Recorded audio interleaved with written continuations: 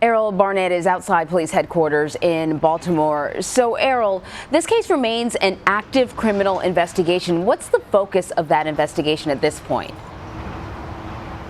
Well, Anne-Marie, the focus is this open question of, was this excessive force? What exactly led up to this incident where you can see the officer in question just wail on this unarmed man who just moments before appeared to be having a heated exchange with the officer. Now, the interim police commissioner here suspended that officer immediately. They're still asking the general public here for more information. So there may be some witnesses out there at this moment who know a bit more about what led up to this incident, and the police commissioner is saying that they want to hear from those witnesses to get a sense of the larger picture as to what led up to what appears to be another example of excessive force here in Baltimore. So other than you hoping to hear from members of the public who might have seen something, it's been 2 days since this incident happened. What are we hearing from Baltimore officials? Yeah.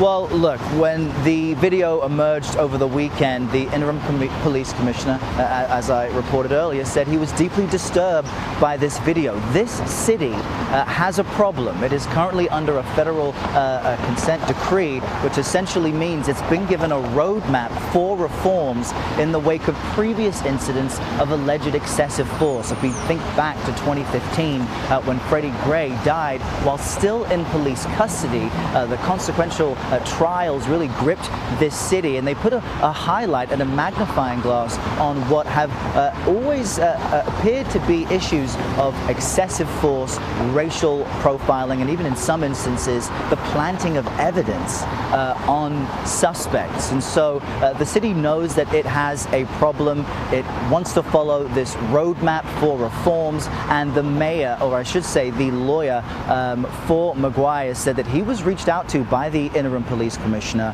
by the mayor, and by the state's attorney on the same day. And he has this sense that they do want to send a message that this type of behavior in the city is not acceptable.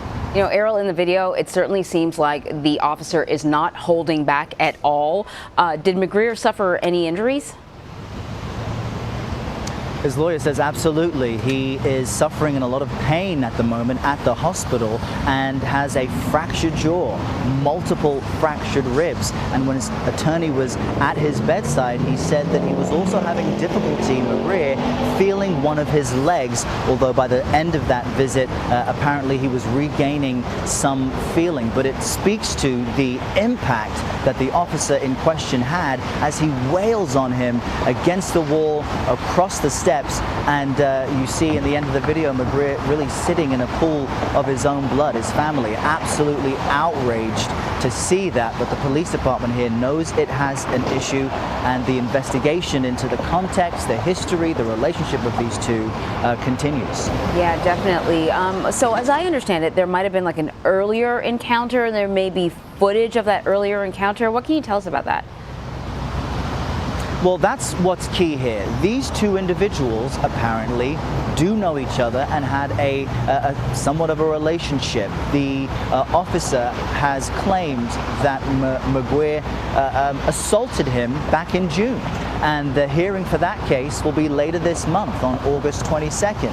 Now, McGrier's lawyer says that there is video of that incident earlier in June. He hasn't seen it yet, but again, it may add and give some context to why the officer engaged with this man over the weekend. What the lawyer says is that because there is this pending charge of assault from the officer, that he specifically targeted the man in approaching him on the street when asking for his ID. And what's interesting about that is when you take a look at the first few seconds of this video, the two are exchanging words at a very high volume. So it does, you know, the key question is, the video shows one piece, what happened before it? We should find that out soon. The attorney says he'll hold a press conference later today, so we could get more information. Oh, that should be very interesting. Errol Barnett, thank you so much. Yeah. You got it.